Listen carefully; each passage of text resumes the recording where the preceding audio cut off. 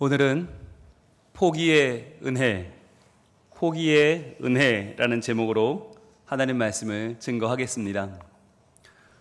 우리는 지난 7월 한 달 동안 과연 우리에게 다가오는 문제, 우리가 감당할 수 없는 문제를 만났을 때 우리는 어떤 단계를 거쳐서 어떻게 그것을 극복하는가라고 하는 것을 살펴봤습니다. 그러면서 문제를 만날 때 우리가 겪게 되는 우리 삶의 단계가 있다고 했죠. 첫 번째는 절망의 단계가 온다 그랬어요. 가슴이 턱 막혀오는 거죠. 왜 나한테 이런 문제가 찾아왔을까? 두렵고 떨리고 막막합니다. 자, 그런데 여기서 끝나지 않고 우리는 뭔가를 시도하죠. 바로 혼란의 단계로 들어갑니다. 그래서 이걸 해보면 될까? 저걸 해보면 될까? 돈과 명예와 여러 가지 우리가 갖고 있는 것들을 동원하게 되죠. 그러면서 방법을 찾아보지만 다시 또 무너집니다. 그럴 때 우리는 저항하게 되죠. 저항의 단계로 들어가서 분노하고 원망하면서 하나님이 어디 있느냐, 왜 나한테 이러느냐 라고 하면서 우리는 저항하게 되는데, 그걸 지나고 나면 이제 마지막으로 포기의 단계에 접어들게 된다라고 했어요. 이러한 사이클을 우리는 계속 돌아가는 거죠. 절망하다가 혼란스러워하다가 다시 저항하다가 또 포기하다가. 자, 그런데 이렇게 살아가는 우리 인생에게 하나님은 어떤 분이라고 했습니까? 바로 절망할 때 우리의 절망을 이길 이름을 주신다. 전능하신 하나님의 이름을 우리가 알 수 있고 그 이름을 의지할 수 있다는 것을 얼마나 우리에게는 은혜로운 일인가. 그리고 혼란스러울 때 우리를 확실하게 붙잡아주는 하나님의 언약이 있다. 약속의 말씀을 믿는 것은 우리가 더 이상 흔들리지 않는 비결이다 라고 했고요. 저항할 때 우리는 도리어 인정해야 될 권위가 있다고 그랬죠. 그래서 내가 얼마나 약한 죄인인지를 고백하고 하나님의 권위를 인정할 때 우리는 그 위험을, 그 문제를 넘어설 수 있다. 그러면서 우리는 포기의 단계로 접어든다고 그랬어요. 포기할 때 비로소 허락되는 복음이 있다. 우리의 노력을 멈출 때 주어지는 하나님의 더 놀라운 소식이 있다는 것을 우리는 지난주까지 함께 봤습니다. 자, 그런데요, 여러분, 이 네 가지 단계 중에서 어떤 게 가장 어려울까요? 뭐가 가장 힘들까요? 여러분, 절망하는 게 힘들어요? 혼란스러워하는 게 힘들어요? 저항하는 게 힘들어요? 포기하는 게 힘들어요? 뭐가 제일 힘드세요? 아마도 우리한테 절망하라 그러면 그거 별 어려움이 아닐 겁니다. 혼란스러운 건 우리 일상이고요. 저항하는 거 진짜 잘할 수 있어요. 그런데 제일 어려운 게 뭐예요? 포기하는 거예요. 지난주 우리가 포기의 은혜라는 부분에 제가 한번 따라합시다. 그리고 포기의 은혜 그랬더니 한 3번 따라 하더라고요. 왜냐하면 우리 마음속에 저항감이 있거든요. 아니, 목사님, 포기하는 게 무슨 은혜입니까? 포기하는 건 지는 거 아닙니까? 포기하면 끝나는 거 아닙니까? 아니 말이죠. 우리가 포기하지 말자고 그러고 끝까지 가자. 이러셔야 그게 은혜지. 포기하는 게 무슨 은혜입니까? 라고 말하는 분들이 아마 많을 거예요. 여러분, 그런데요. 여러분, 포기가 왜 은혜인 줄 아세요? 우리가 하나님을 믿는 사람들이기 때문이에요. 여러분, 그렇잖아요. 우리가 하나님을 믿는다라고 말할 때 이게 단순한 말이 아니에요. 이게 쉬운 말 같잖아요. 하나님 믿는다. 그래, 나 하나님 믿어. 나 교회 다녀. 되게 쉬운 말 같죠? 그런데 여러분, 이게 뭐냐면 내가 하나님을 믿는다는 말은 나는 이제 하나님 외에 그 어떤 것도 믿지 않아 라는 말이에요. 나는 하나님 외에 그 어떤 것도 나의 주님으로 인정하지 않고 어떤 것도 나는 따라가지 않겠어 라고 하는 의지를 천명하는 말이 바로 나는 하나님을 믿는다라는 말이에요. 그럴 때 그러면 내가 하나님을 믿는다고 말할 때 그러면 하나님 아닌 것들, 하나님 아래에 있는 이 아닌 것들을 다 치워버리고 내가 거부한다는 의미인데, 그러면 그럴 때 가장 하나님을 위협하는, 하나님께 도전하는 존재가 누구일까요? 하나님처럼 되고자 하는 존재, 내 속에서 가장 불일 듯 일어나는 내가 하나님처럼 되고 싶은 존재는 누구일까요? 바로 나 자신입니다. 여러분, 우리가 하나님을 믿는다고 말할 때 이제는 뭘 말하는 거냐면 나는 나를 믿지 않겠다는 뜻이에요. 이제는 나는 나의 욕구대로 살아가지 않겠다. 이제 나는 내가 잘 되는 길, 내가 내 뜻대로 성공하는 그 길을 최선의 길로 여기지 않고 하나님의 말씀대로 사는 것을 선택하겠다고 하는 나의 다짐이 바로 하나님을 믿는다는 거예요. 그런데 우리는 여전히 하나님을 믿는다고 말하면서도 어떻게 해요? 내 자신이 하나님처럼 되고자 하는 마음이 있어요. 우리 인간은 본성적으로 더 발전하고 싶고 더 완성된 존재가 되고자 하는 본성이 있거든요.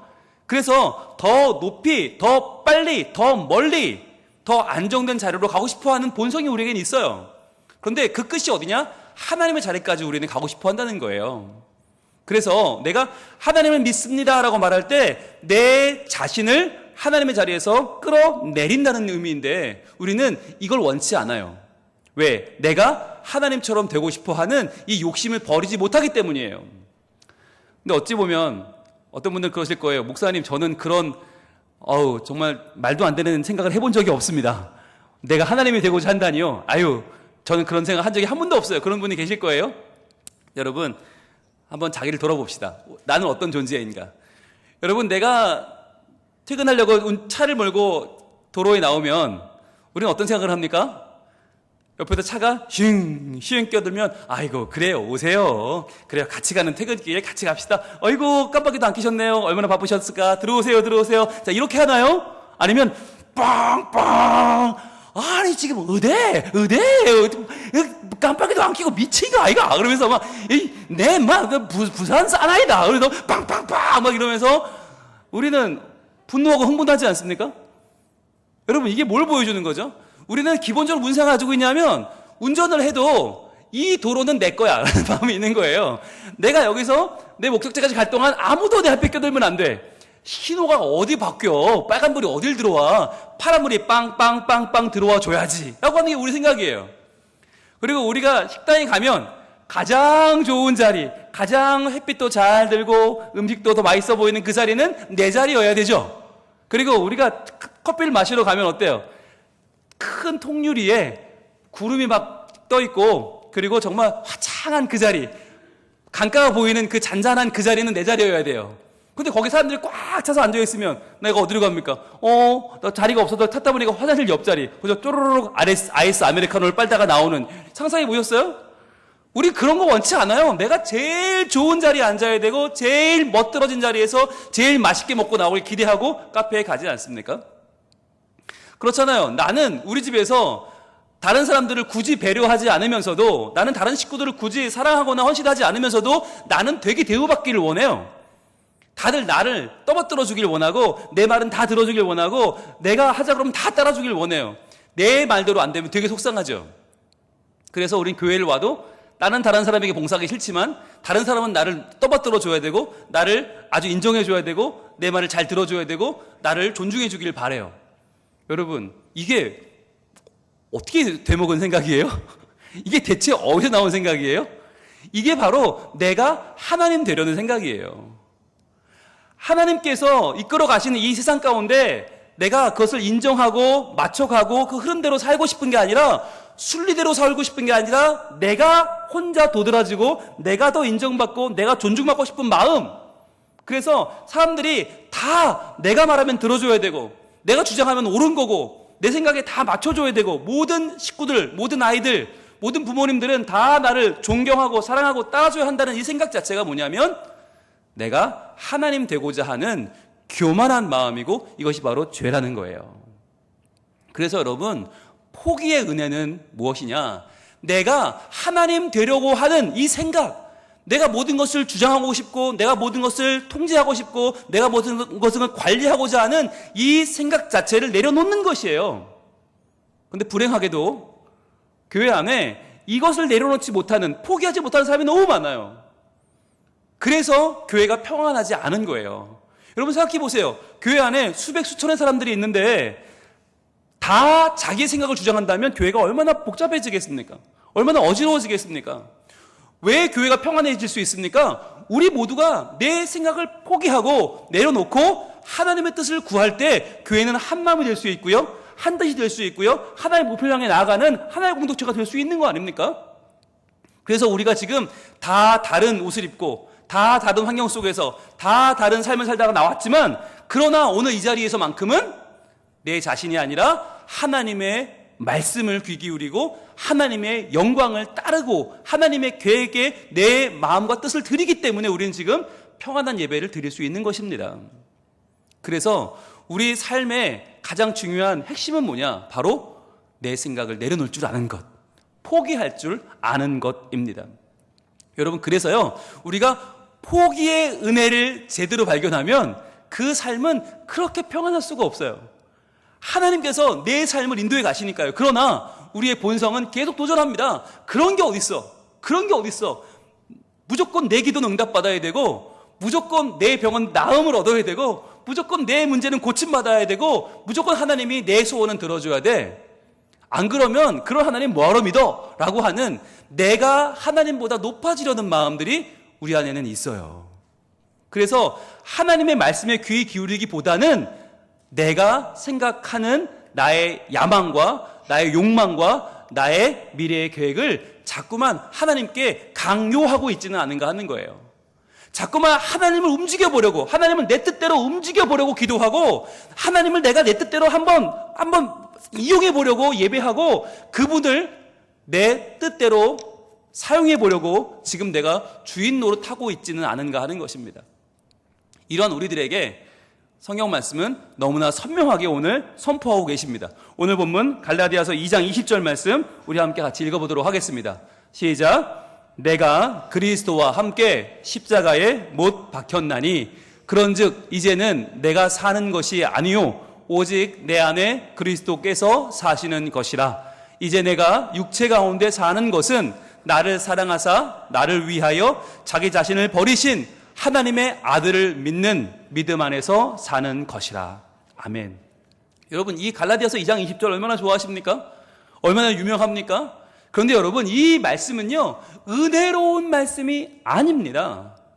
이 말씀은 그냥 종교적인 말씀, 그냥 뭐 찬양으로도 부르고 흥얼거리고, 아 그렇대, 아 내가 예수님과 함께 십자가에 못 박혔대, 아이고 은혜로워라, 그게 아니에요. 이 당시, 이 갈라디아서가 쓰여지던 당시는 어느 시대입니까? 로마의 황제가 전 세계를 지배하던 시대입니다. 십자가는 무엇입니까? 그 로마 황제에게 대항한다는 뜻입니다. 그래서 로마 황제에게 다시는 대항하지 못하게 본복을 보이기 위해서 참혹하게 죽이는 형틀이 바로 십자가예요. 자, 그런데 그 십자가, 피가 뚝뚝 떨어지는 그 십자가에 지금 누가 달려있는 것입니까? 그리스도가 달려있다는 거예요. 여러분, 이게 뭡니까? 그리스도가 이 땅에 오셨다면 그분 예수님은 누구예요? 메시아고 우리를 구원하시는 분 아닙니까?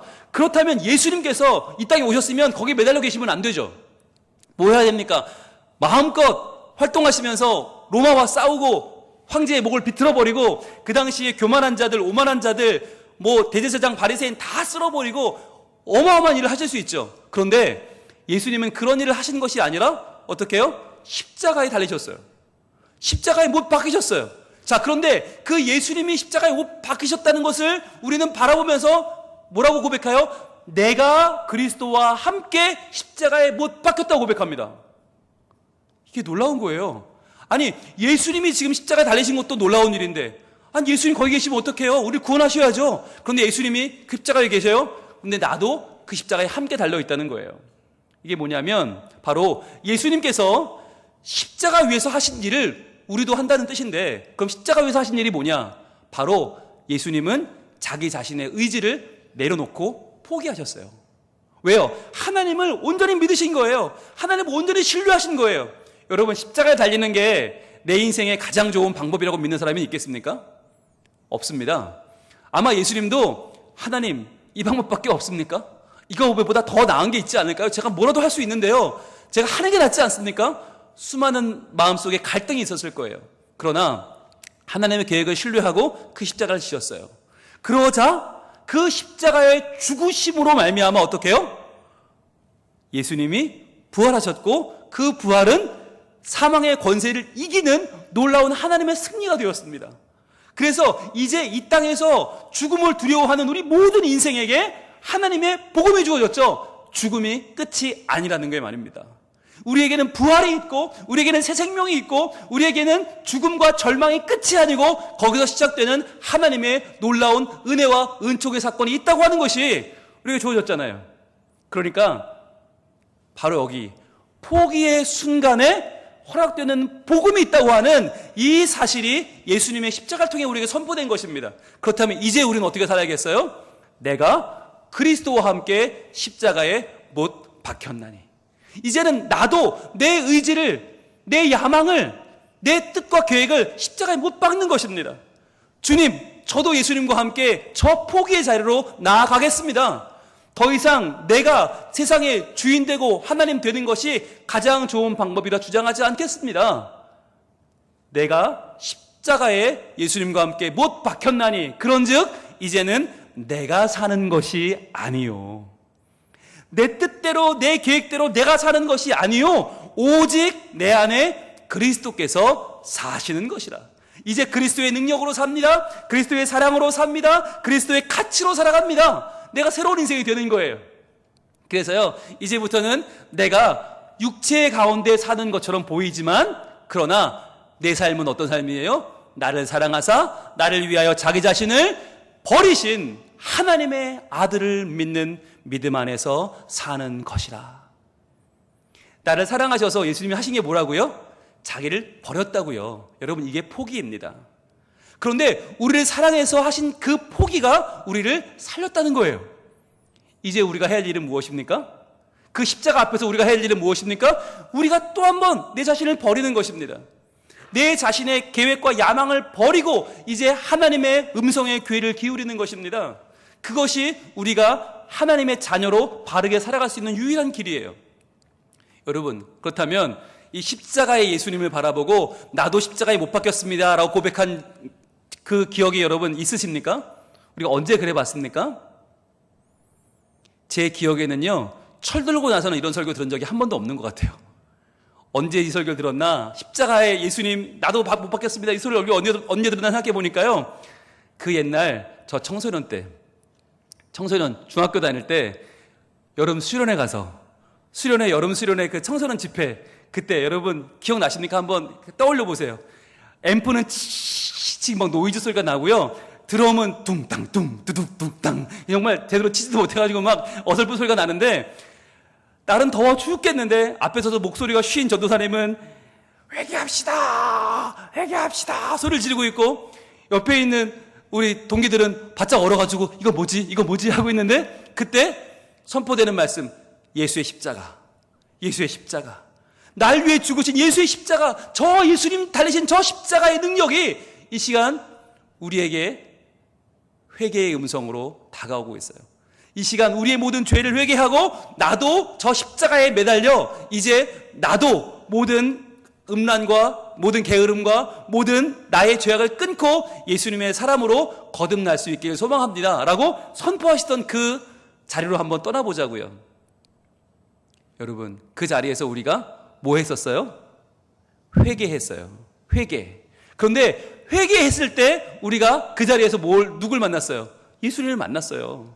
인격적으로 예수님을 만났어요. 우리가, 여러분 생각해보세요. 내가 언제 예수님 만났나? 대부분 여름 행사할 때, 여름 수련회, 여름 성경학교 때 저녁 집회하면서 예수님의 십자가를 바라보며 내 죄를 회개하고 가슴을 치며 울며 기도할 때, 그때 우리가요 예수님을 만났어요. 그래서 저는 목사가 됐고요, 여러분들은 지금 이 시점까지 하나님 버리지 않고 하나님 백성으로 여기 앉아 계신 거 아닙니까? 저는요 그 시대로 한번 돌아가 보면 좋겠습니다. 그 시간으로 우리가 여유 있게 우아하게 신앙생활 하면서 집사님 안녕하세요, 어머나 좋은 주일이에요, 이런 거 말고요, 진짜 내가 내 죄인 된 모습을 너무나 적나라하게 바라보고 내 죄가 가슴이 아파서 회개하고, 하나님 어떻게 하면 좋아요? 저 너무 죄악 덩어리고요, 저 너무 부족하고요, 저를 어떻게 하면 좋아요? 저를 저 십자가에 못 박고 싶어요, 주님 도와주세요 라고 간절히 외치며 나아가던 바로 그때로 한번 돌아가면 좋겠습니다. 해보셨잖아요. 종이에다가 전도사님이 여러분 죄를 적어봅시다, 하나님과 나만 아는 죄, 자 여러분 적어보세요. 그럼 우리가 옆에 사람 볼까봐 막 이러면서 막 적었잖아요. 막 적었던 거, 그거 여러분 한 번만 적어보세요. 그래도 두 번, 세 번, 네 번 꼬깃꼬깃 접어가지고 다시 아무도 못 보게 해서 다 들고 나와서 이제 한 명씩 십자가에 놓고, 자 못질하세요 그럴 때 탕 세 번 치면서, 하나님 이 죄를 용서해 주시고 다시는 죄에 물들어 살지 않겠습니다 고백하던 바로 그때요. 그리고 나 자리로 돌아오면 왜 그렇게 눈물이 나던지, 그렇구나, 내가 지금까지 내 욕심대로 해오던 모든 것들이 다 죄였고 다 허물이었고 다 교만이었구나. 내가 하나님 되려고 했던, 내가 하나님을 이용해보고자 했던 그 모든 죄악을 떠올리며 눈물을 흘리면서 나 같은 죄인 살리신 주 은혜에 놀라워 기도하던 바로 그때로 한번 돌아가 보자고요. 아마 이런 반주가 나왔겠죠? 나 같은 죄인 살리신 찬송가 305장이 흐르고 있고요. 내 모든 지난날이 주버등처럼 스쳐 지나가면서 아, 그렇지. 그러고 보니 내가 내 욕심으로 살았구나. 하나님 말씀대로 살지 않았구나. 아, 나만 잘 되길 바랬었구나. 남들에게 관심도 없고, 남들은 내가 한 번도 존중해 준 적이 없고 사랑해 준 적도 없으면서 나만 존중받기를 바랬고, 나만 사랑받기를 바랬고, 나만 높임받기를 바랬었구나. 그것을 깨달으면서 하나님, 저 혼자 공부 잘하고, 저 혼자 1등해서, 저 혼자 좋은 대학 가고, 저 혼자 좋은 직장 가고, 저만 잘 되게 해주세요 고백했던 거 주여 다 내려놓습니다. 하나님이 내 마음을 변화시켜 주시고, 하나님이 내 죄를 용서해 주시고, 주님, 죄덩어리인 나를 하나님의 은혜로 바꿔주셔서 하나님께 쓰임받는 주의 자녀 되기를 소망합니다 라고 고백했던 바로 그때에 우리 자신으로 한번 돌아가 봅시다. 그리고 이 시간 다 내려놓으면 좋겠어요. 하나님, 내 계획, 내 생각, 내 야망을 내려놓습니다. 오직 하나님의 뜻대로 되기를 소망합니다. 하나님, 내게 찾아오셔서 내 모든 연약함, 내 모든 못난 모습 다 내려놓고 나가는 저에게 새롭게 예수의 보혈로 하나님의 은혜를 부어주시옵소서. 그리하여 하나님의 뜻대로 쓰임받는 인생 되게 하여 주시옵소서. 주여, 이 여름에 우리의 자녀들이 여러분 성경학교를 하고 있습니다. 여러분 수련회를 하고 있습니다. 그들의 인생 가운데도 하나님 찾아오셔서 주님, 우리 자녀들이 온전히 죄를 회개하고 온전히 새 사람 되게 하옵소서.